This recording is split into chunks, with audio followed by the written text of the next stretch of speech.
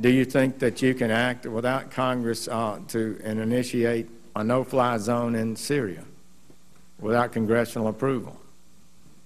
You know, again, our goal would be to seek international permission, and we would come to the Congress and inform you and determine how best to approach this, whether or not we would want to get permission from the Congress. I think those are issues we would have to discuss as we decide what to do here. Well, I'm almost breathless about that, because what I heard you say is we're going to seek international approval, and they will come and tell the Congress what we might do, and we might seek congressional approval. No, well, I want to just say to you, that's a big dish. Wouldn't you agree? You've served in the Congress. Yeah.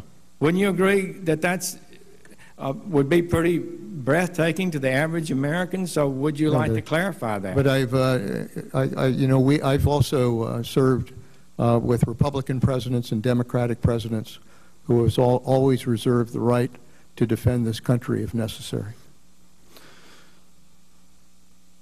But before we do this, you would seek permission of the international authorities.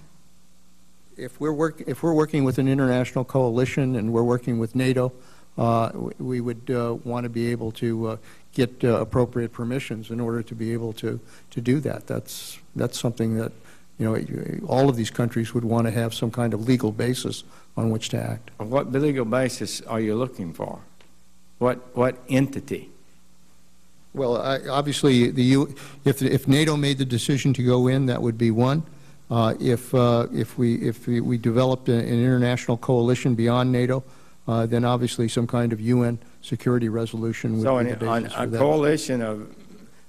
So you're saying NATO would give you a legal basis, and an ad hoc coalition of nations would provide a legal basis? If we were able to put together a coalition and were able to move together, then obviously we would seek whatever legal basis we would need in order to make that justified. I mean, you know, we can't just pull them all together in a combat operation without getting the legal basis on which to act. Well, who are you asking for the legal basis from? If it's obviously, if the UN passed a security resolution as it did in Libya, we would do that.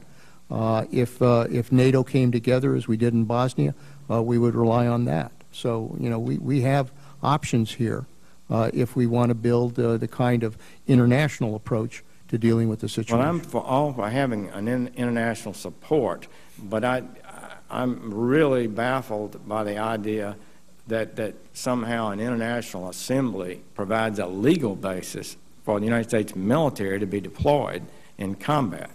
I don't believe it's close to being correct. They can provide no legal authority. The only legal authority that's required to deploy the United States military is the Congress and the President and the law and the Constitution.